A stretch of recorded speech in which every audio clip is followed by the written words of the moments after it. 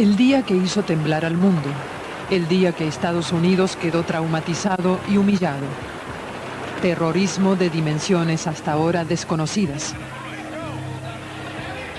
El mismo 11 de septiembre de 2001, el tirano de Bagdad tomó la palabra para arremeter contra israelíes y estadounidenses. ¿Había intervenido Saddam en los acontecimientos que infligieron a la superpotencia una herida mucho más profunda que la de Pearl Harbor? La oposición iraquí en el exilio, apoyada por Washington, está convencida de ello. No me cabe la menor duda de que está implicado en los atentados.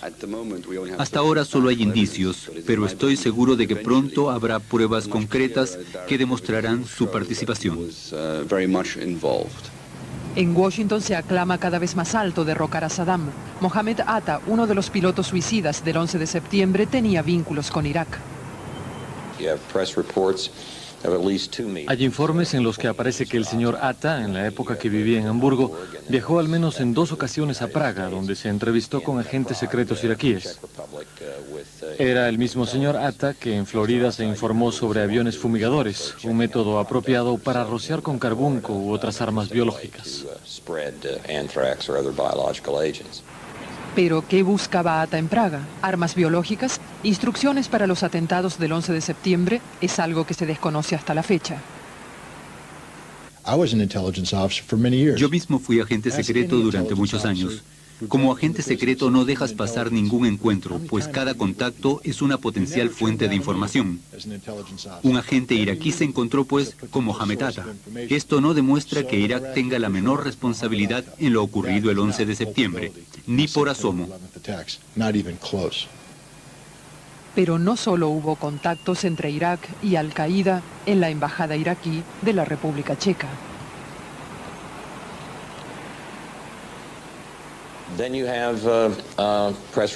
Tenemos las declaraciones de 2 desertores del servicio secreto iraquí. Uno vive en Estados Unidos, el otro en Turquía. Ellos vieron el año 2000 un campo de entrenamiento en Salman Pak, al sur de Bagdad, donde también se producen armas biológicas. Allí adiestraban a terroristas, algunos de los cuales no eran iraquíes. Se les enseñaba a secuestrar aviones, incluso sin necesidad de pistolas o bombas. Abril de 1993. George Bush es recibido con júbilo en Kuwait como libertador del Emirato.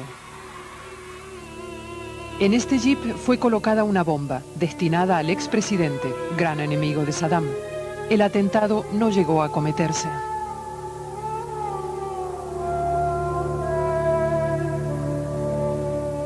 Para Washington, el instigador de las acciones no es otro que Saddam Hussein. El gobierno de Clinton lanzó ataques aéreos como represalia. En aquel entonces, tanto la CIA como el FBI responsabilizaron a Saddam de lo ocurrido. A mi modo de ver, Clinton reaccionó con debilidad. Mandó lanzar un par de misiles crucero por la noche contra un edificio vacío en Bagdad. Ahora es el vástago quien gobierna la superpotencia, George Walker Bush. ¿Emprenderá él lo que dejó sin terminar su progenitor? ¿Intentará poner punto final a las acciones de Saddam?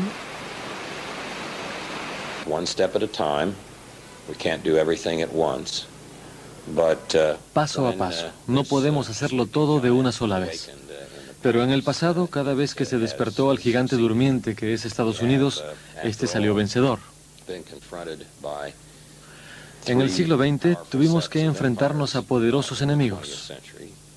Primero la Alemania imperial, después los nazis, los japoneses y los fascistas italianos en la Segunda Guerra Mundial, y finalmente la Unión Soviética durante la Guerra Fría. Todos se vinieron abajo, y nosotros seguimos aquí. ¿Posee Saddam armas de destrucción masiva? Esto tampoco puede asegurarse a ciencia cierta. Durante años se mofó de los inspectores de armamento de la ONU, intentando ocultar su arsenal de manera sistemática. A pesar de los éxitos de los inspectores, Saddam nunca llegó a ser doblegado. Finalmente, los expulsó del país. La única manera de desarmar a Irak es derrocar al régimen. y ello implica el uso masivo de tropas de tierra, lo que esconde el riesgo de que se utilicen armas de destrucción masiva. Todo lo demás no sería más que un juego. Saddam Hussein, un caudillo alabado por sus súbditos, alguien que conoce el poder de las imágenes y que sabe muy bien cómo manipularlas. Tirano, hombre embriagado de poder, experto en supervivencia. Su principal interés es la supervivencia. Cree que mientras sobreviva, vencerá. Y en cierto modo tiene razón. Es el único que le planta cara a la superpotencia. Mientras más tiempo sobreviva, mayor será su popularidad entre las masas árabes. Eso es lo que quiere. Saddam Hussein nació en 1937 en las cercanías de Tikrit, al norte de Bagdad, en el seno de una familia pobre, como hijo ilegítimo.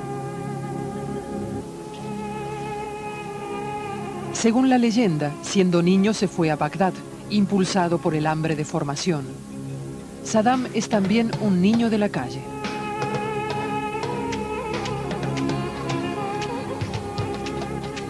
De vuelta a Tikrit, empieza a ir por fin a la escuela. Al parecer era un alumno difícil, que no dudaba en amenazar a sus maestros. La influencia de su tío y padre putativo, Khairallah, será decisiva.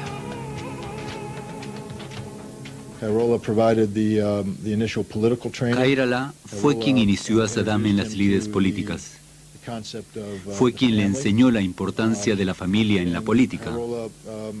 Lo condujo al partido Ba'ath cuando éste empezaba. Lo apoyó para que se hiciera grande en la organización. Le enseñó la importancia de la fuerza y el poder y le mostró cómo manipular a la familia de manera efectiva para sus propios fines. El papel de Khairallah en la trayectoria de Saddam es enorme. Hay tres cosas que Dios habría hecho mejor en no crear, aseguraba el tío en un panfleto: los persas, los judíos y las moscas.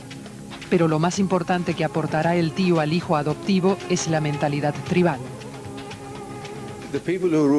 Las gentes que dominan el Irak de hoy proceden de la región que rodea a Tikrit, al norte de Bagdad. De ahí es de donde procede también Saddam, de la aldea de Auya, que se encuentra en el distrito de Tikrit. Toda la gente de su entorno procede de allí, de Tikrit. Siendo joven, ve con odio y desprecio la monarquía apoyada por Gran Bretaña. En 1958 el rey Faisal II es derrocado y ejecutado. Parte del ejército prepara un golpe de Estado. Abdel Karim Qasem se hace con el poder.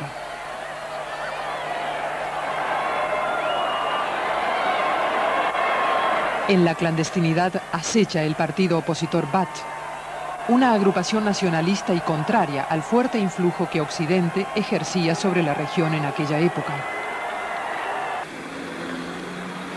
Saddam Hussein ingresa al partido. Se propone derrocar a Qasem, quien busca el apoyo de Moscú. Saddam forma parte de la conspiración y está dispuesto a todo. Saddam Hussein fue aceptado en la conspiración porque era un asesino a sueldo. El atentado fracasa, pero le vino bien para alimentar la leyenda sobre Saddam Hussein. Aquí puede verse la adaptación cinematográfica de la presunta epopeya exhibida en la televisión iraquí. Saddam resultó ligeramente herido en el tiroteo, según cuenta el relato, y después huyó por el Tigris. En 1963, el partido Ba'ath, apoyado por oficiales nacionalistas, logra derrocar a Abdel Karim Qasem. Este es asesinado y su cadáver mostrado a la gente por televisión.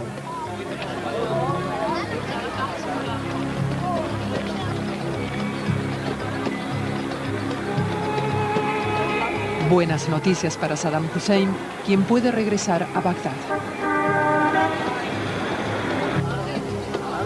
5 años después, se convierte en el segundo de a bordo del aparato estatal. Saddam es primo del presidente al-Bakr. El gobierno se convierte en una empresa familiar del clan de Tikrit. Pronto será el propio Saddam quien mueve los hilos en su papel de director de los servicios secretos.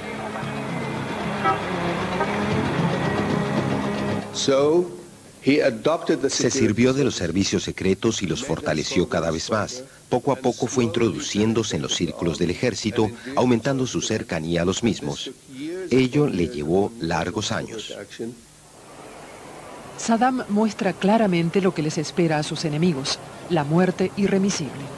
Los opositores presuntos o reales del régimen, ejecutados, son exhibidos en público. No obstante estas tropelías, es un hombre que le da esperanzas al mundo árabe.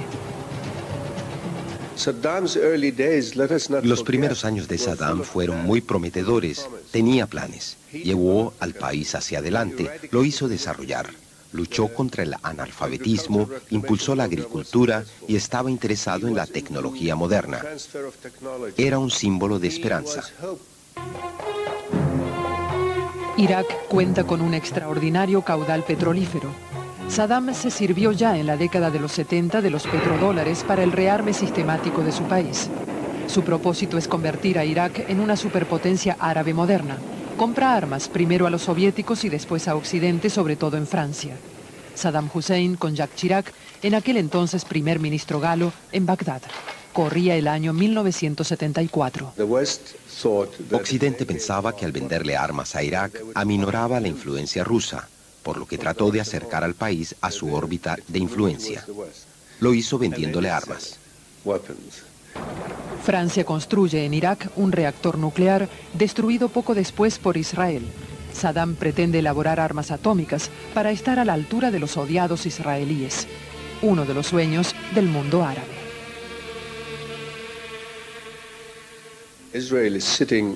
Israel tiene a su disposición todo un arsenal de armas atómicas, de modo que le dice al mundo árabe, no pueden hacernos nada, pues tenemos la bomba. ¿Por qué no habrían de tener también los árabes una bomba?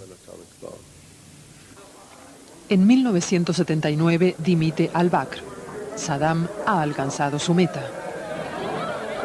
Un flamante presidente que no tardará en actuar con toda dureza. Apenas llegado al cargo, convoca un congreso del partido. Saddam asegura que hay una conspiración contra él. 21 hombres, rivales del máximo líder, son apresados. Estas imágenes son un documento histórico. No sobrevivirá ninguno de ellos. Otros en la sala aclaman al tirano.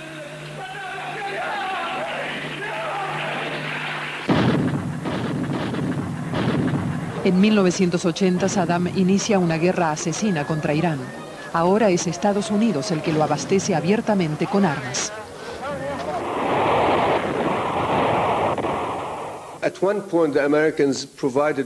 Hubo un momento en que Estados Unidos abasteció de armas a ambos bandos. Refiriéndose a dicha guerra, Kissinger dijo una vez que era una lástima que no pudieran perder los dos naciones musulmanas, el mayor peligro para Israel, matándose entre ellas. Fantástico. Pero Saddam se dio cuenta.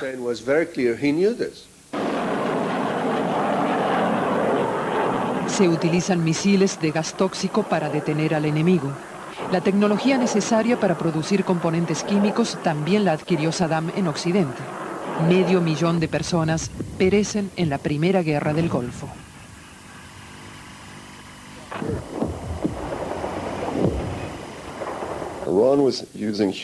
Irán aprovechó su superioridad numérica amenazando con arrollar a Irak.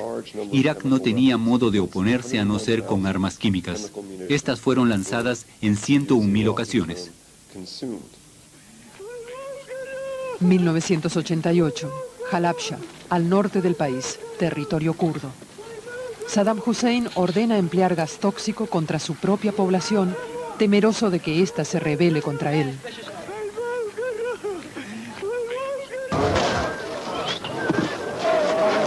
El señor de la guerra está dispuesto a todo y demuestra no tener el menor escrúpulo. Al terminar la guerra, Saddam celebra su presunta gloriosa victoria. Ridiculiza al enemigo en marchas triunfales. El ayatolá Khomeini, convertido en absurdo pelele, y actores iraquíes representan a las víctimas iraníes del gas tóxico.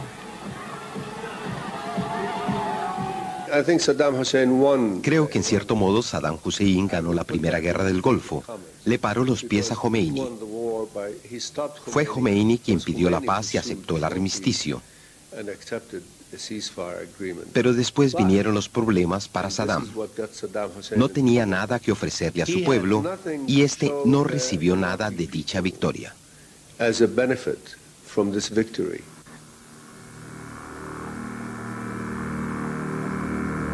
Tras 8 años de guerra, la desolación es total.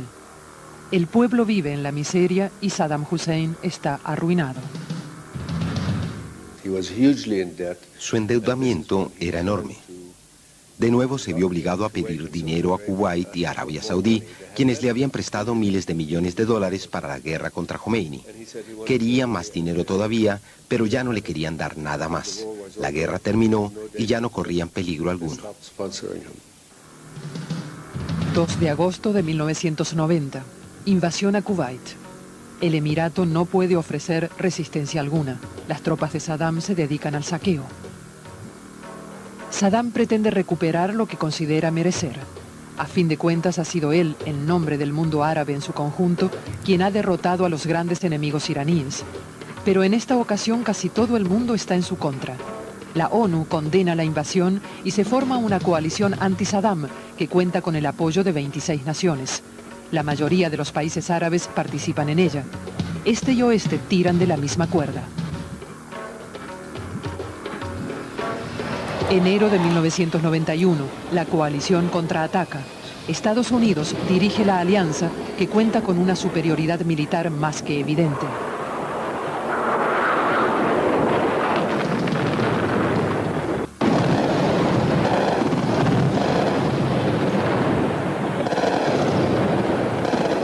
Es una guerra de alta tecnología dirigida con precisión quirúrgica. Esto es al menos lo que se le da a entender al mundo. Las imágenes ofrecidas por el Pentágono son asépticas. Propaganda al servicio de la guerra.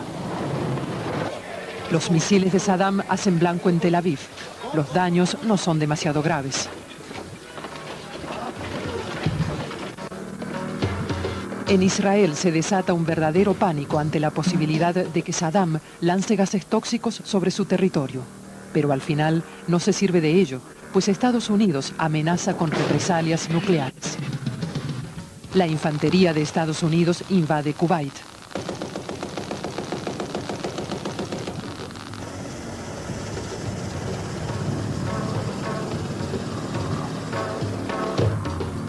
Las tropas de Saddam capitulan en serie. Quien no se rinde es eliminado. 100.000 iraquíes mueren en 42 días. La carretera conduce a Bagdad, pero la alianza no llega hasta allá y Saddam permanece incólume. Entramos en guerra, pero no se había desarrollado una oposición iraquí. Durante 6 meses mantuvimos nuestras tropas, pero no hicimos nada por derrocar a Saddam. El pueblo iraquí se rebela como aquí en el sur chiita. Hartos de tiranía quieren liberarse por fin del yugo de Saddam.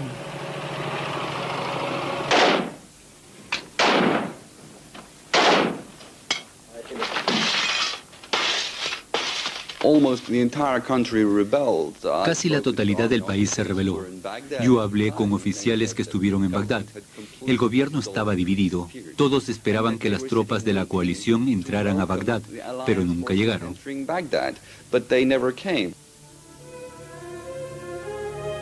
Por su parte, Saddam reorganiza sus tropas y aplasta brutalmente las rebeliones del sur y norte del país, como en el Kurdistán. Washington observaba los hechos con los brazos cruzados.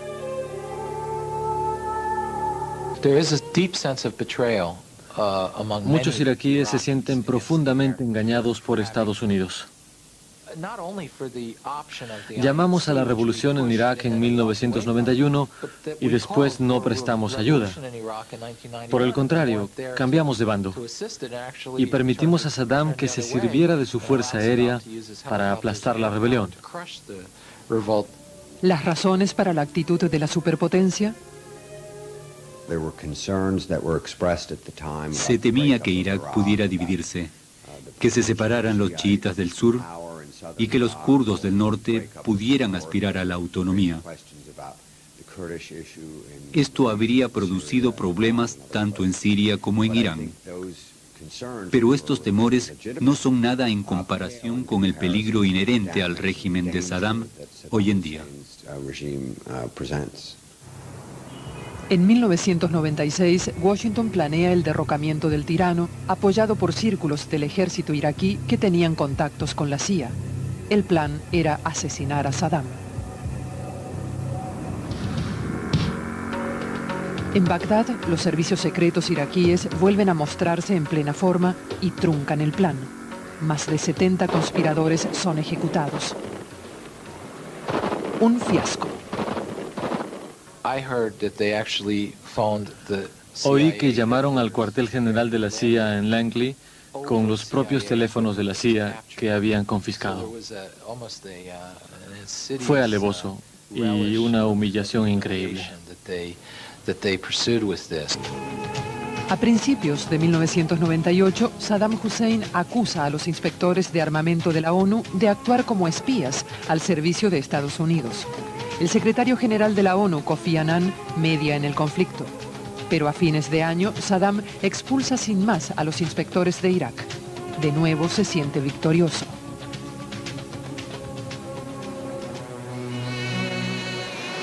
La respuesta, la Operación Zorro del Desierto.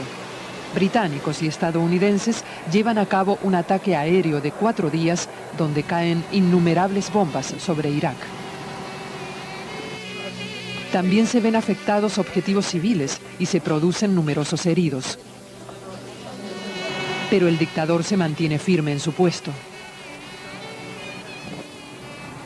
Desde 1998, la política oficial de Estados Unidos es derrocar a Saddam Hussein y su régimen. Tras largos debates, el Congreso por fin ha aprobado el Acta de Liberación de Irak, una ley correspondiente. La cuestión es cómo liberarse de él y a qué sacrificios estar dispuestos.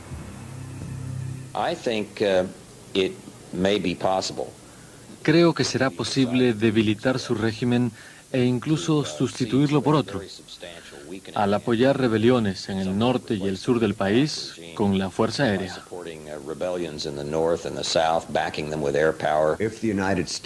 Si Estados Unidos instruye y apoya a esta gente, quedará pendiente la cuestión de qué hacer en caso de que se encuentren con dificultades.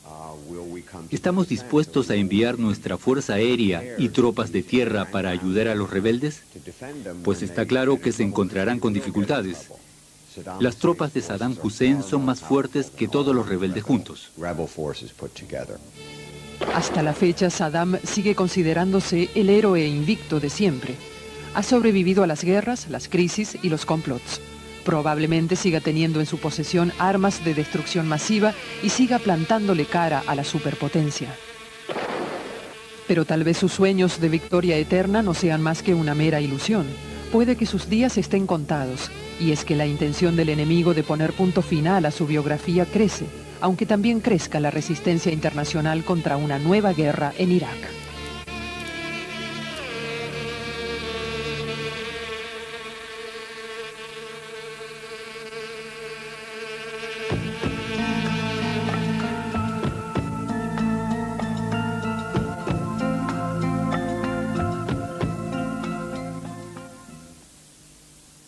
El 11 de septiembre es algo que se desconoce hasta la fecha.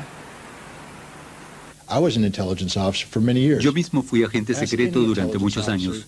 Como agente secreto no dejas pasar ningún encuentro, pues cada contacto es una potencial fuente de información. Un agente iraquí se encontró, pues, con Mohammed Atta. Esto no demuestra que Irak tenga la menor responsabilidad en lo ocurrido el 11 de septiembre, ni por asomo. Pero no solo hubo contactos entre Irak y Al-Qaeda en la embajada iraquí de la República Checa.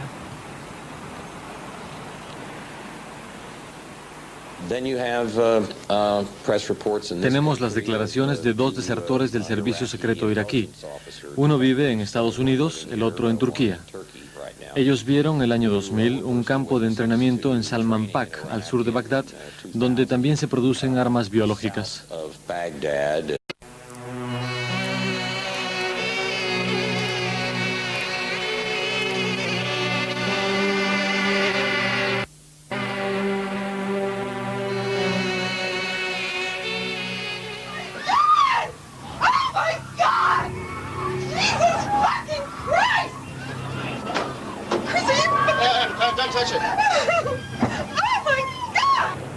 El día que hizo temblar al mundo.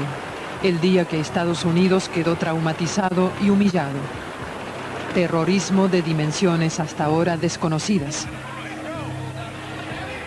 El mismo 11 de septiembre de 2001, el tirano de Bagdad tomó la palabra para arremeter contra israelíes y estadounidenses. ¿Había intervenido Saddam en los acontecimientos que infligieron a la superpotencia una herida mucho más profunda que la de Pearl Harbor? La oposición iraquí... El modo de ver, Clinton reaccionó con debilidad. Mandó lanzar un par de misiles crucero por la noche contra un edificio vacío en Bagdad. Ahora es el vástago quien gobierna la superpotencia, George Walker Bush.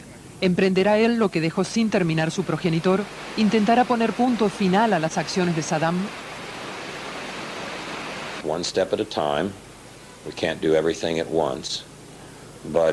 Paso a paso. No podemos hacerlo todo de una sola vez. Pero en el pasado, cada vez que se despertó al gigante durmiente que es Estados Unidos, este salió vencedor. En el siglo XX tuvimos que enfrentarnos a poderosos enemigos. Primero la Alemania imperial, después los nazis, los japoneses y los fascistas italianos en la Segunda Guerra Mundial, y finalmente la Unión Soviética durante la Guerra Fría. Todos se vinieron abajo, y nosotros... Aquí en el exilio, apoyada por Washington, está convencida de ello. No me cabe la menor duda de que está implicado en los atentados. Hasta ahora solo hay indicios, pero estoy seguro de que pronto habrá pruebas concretas que demostrarán su participación. En Washington se aclama cada vez más alto derrocar a Saddam. Mohammed Atta, uno de los pilotos suicidas del 11 de septiembre, tenía vínculos con Irak. Hay informes en los que aparece que el señor Atta, en la época que vivía en Hamburgo, viajó al menos en 2 ocasiones a Praga, donde se entrevistó con agentes secretos iraquíes. Era el mismo señor Atta que en Florida se informó sobre aviones fumigadores, un método apropiado para rociar con carbunco u otras armas biológicas. ¿Pero qué buscaba Atta en Praga? ¿Armas biológicas? ¿Instrucciones para los atentados de...? Allí adiestraban a terroristas, algunos de los cuales no eran iraquíes. Se les enseñaba a secuestrar aviones, incluso sin necesidad de pistolas o bombas. Abril de 1993.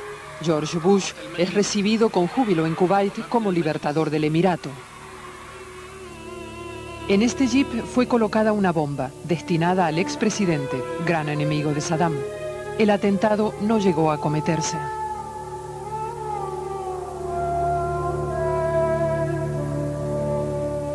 Para Washington, el instigador de las acciones no es otro que Saddam Hussein. El gobierno de Clinton lanzó ataques aéreos como represalia. En aquel entonces, tanto la CIA como el FBI responsabilizaron a Saddam de lo ocurrido. A mí